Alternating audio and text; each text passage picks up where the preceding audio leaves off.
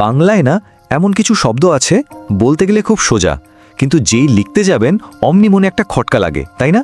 আজকে আমরা ঠিক সেরকমই একটা শব্দ নিয়ে কথা বলবো, যার সঠিক বানানটা কি তা নিয়ে আমাদের প্রায় সবারই মনে একটা প্রশ্ন ঘোরে। আচ্ছা বলুন তো, এই যে এত পরিচিত একটা শব্দ, এর আসল বানান কোনটা? শরিক মানে দীর্ঘ ইকার দিয়ে, নাকি শরিক হ্রস্ব ইকার দিয়ে? চলুন তো আজকে এই কনফিউশনটা একদম দূর করে ফেলি।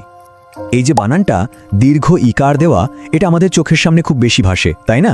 কিন্তু শুনলে অবাক হবেন যে এত বেশি ব্যবহার হওয়ার পরেও এই বানানটা আসলে ঠিক না।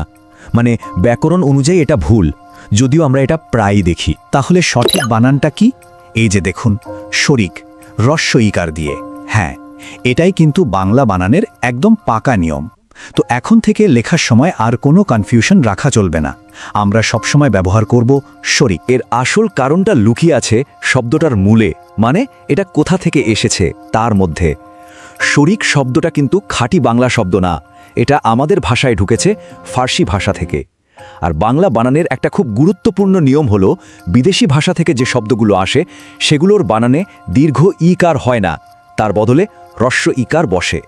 তাহলে পুরো ব্যাপারটা মনে রাখার জন্য একটা সহজ ট্রিক শিখিয়ে দিই, কেমন?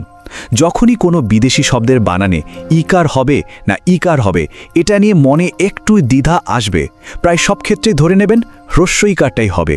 এটাই সবচেয়ে নিরাপদ আর সঠিক। আর হ্যাঁ, এই নিয়মটা কিন্তু কোনো মন গড়া কথা নয়, এর একদম সলিড প্রমাণ আছে। কোথায়?